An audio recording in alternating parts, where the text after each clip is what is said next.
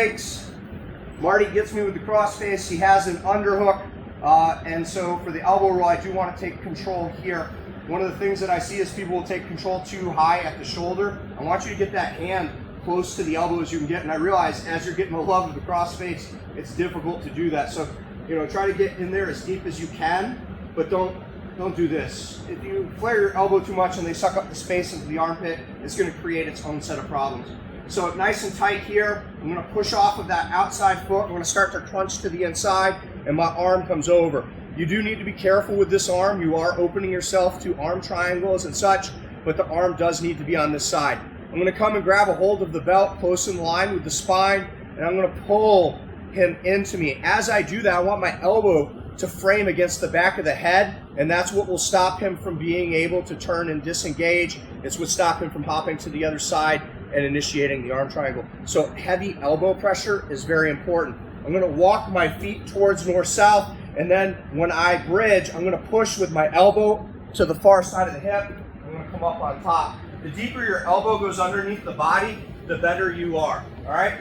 So I have a little bit of side angle. Oh, he crushed me, right? Hand comes in. As I'm doing that Cam Newton crunch and burying that elbow underneath, I'm coming over top and I'm pulling him into me. I'm going to walk my feet to north-south, then I'm going to bridge and come up on top. Let's look at a different angle. So I'm here, I reach over, and you can see that I crunch the inside. If you can connect your elbow, this can be a good way to stop them from getting pass points, maybe make them think that you're going to re-engage in the guard. We're not, our arms are out of position. So I'm pulling in this direction, I'm walking, and then I'm bridging. If you don't go to north-south, they're going to base on their head. You're not going to get them over. You're going to go like this. Right? You have to walk yourself north-south. Your elbow that crunches, you want the elbow to push on the far side of the hip. The further that it goes to the far side, the more leverage you get to turn them. If you're pushing and you don't feel like you can take them over, it just means that your elbow isn't past the center line. Make sense? Let's try it. 1, 2. So, what are they going to do, right? If they're pushing pressure into you, which is what the crossface says, you're helping them by pulling them in, right? But it connects the bodies and it makes the bridge over easy. Where are they going to go? Can they far side armbar? No. Why? Right, I mean, you have their crossface arm. They would have to take their crossface arm out to go to the far, over the head, right? Okay, so are they going to Americana? Like, no. Are they going to mount? Why? You can mount with a crossface because you got the belt. In order for them to mount, they're going to have to lift their head because their hips are higher than their head. And if you're pulling their head down, it's really difficult for them to do that. So what I want is a good training partner to get your crossface, let the person get control here and crunch, and then I want you to put some weight into them, right? I want you to feel like, if you feel like you can go to mount, try to go to mount.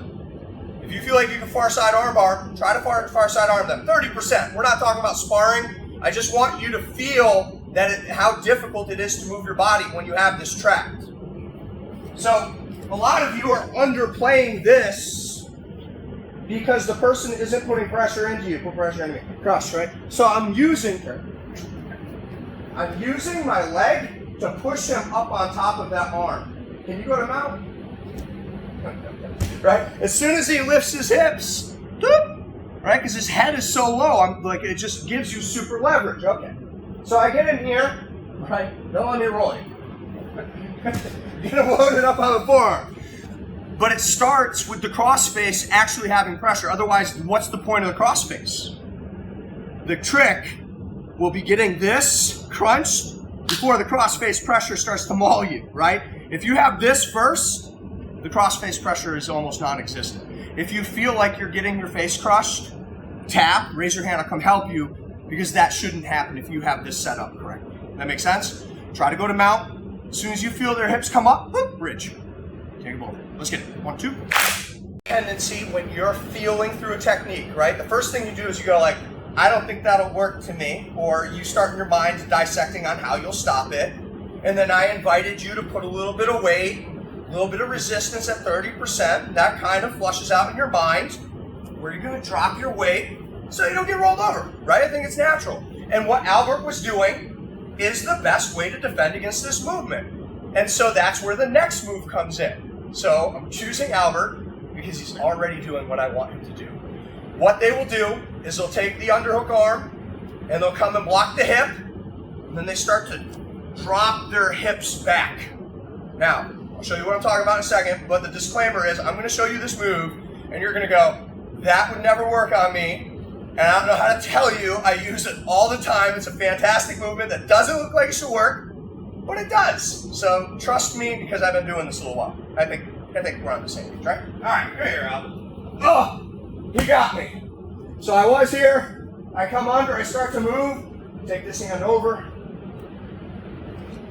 He's blocking the hip, and his hips are too far back, right? And everyone see what I'm talking about. His hips are too far back. I can't get him. So what I'm going to do is I'm going to push, and I'm going to bring that leg up over top of his head. Hey, Robert, what's the most important part of this move? Don't knee your partner. Don't knee your partner in the face. I want you to open.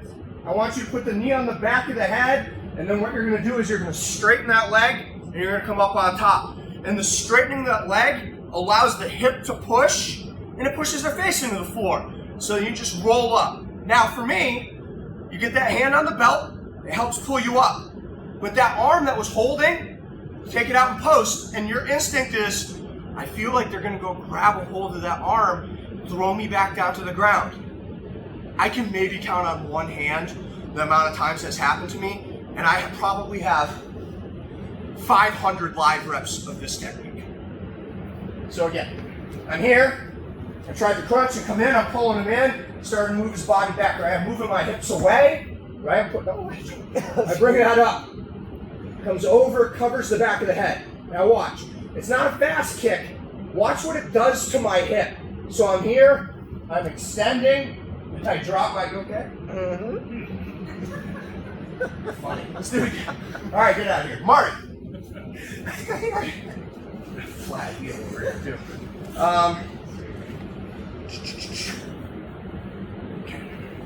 So I'm here, I move my hips away, and I come here. Watch my hip drop. I'm still pulling here because I want his head to stay pushed into the floor. Straighten, and then pushing up here. It doesn't look like it'll work, guys, but I'm telling you, it's deceiving. Let's give it a shot. Hold on. What's the most important part? Don't knee your partner in the face. Don't knee your partner in the face. Okay, ready? 1, 2. Where else can I do it? Can you do it from half guard? No. No. I wish. Yeah, I was going to say. I can do it from half guard. Two main places. The over-under pass after it has been completed, right? So if I'm in this position and he got into the arms and legs, this is a problem, right? Number one should be dig the head, but I'm a realist. He sprawls, his head's too tight, and he starts to come in here, right? This is a problem. So a lot of times what I'll do is I'll bring that leg over, I'll grab a hold of the belt, and then I'll start to come up here. It's a little bit cleaner there because the head's already down, but people that are good at over-under passing are good at grinding with their head and neck and stuff as well. So like, you have to be purposeful with it.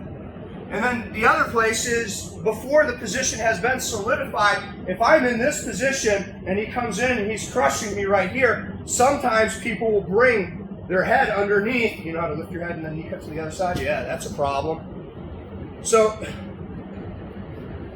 when they put that head under there, you turn. The first part of that movement is get up into the back of the knee pit to turn you over and stack you.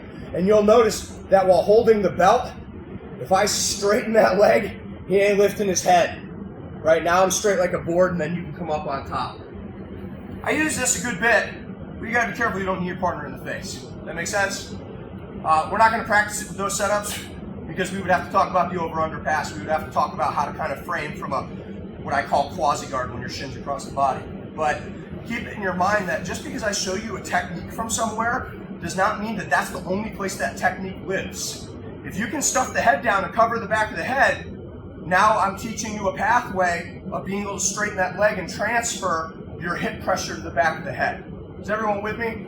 So that's what I want you to take away from today, is that straightening and turning, and then the relationship of being able to pull the belt when you're in side control, and how it's counterintuitive that it kind of adds to their side control pressure. But if you're using elbow rolls or moves like this, it helps you, it doesn't help them. So matching your escapes to your hand grips and the disposition of your partner's passing, your opponent's passing, can really lead you into a good place technically, okay? We're going to get mouthpieces and water. We're going to roll it up. Remember, the heating is kind of messed up, or air conditioning. Drink water. It'll sneak up on you because it's not hot, but it's hotter than it is normally, and you guys are going to sweat a lot, okay? Let's get it. Ready? 1, 2.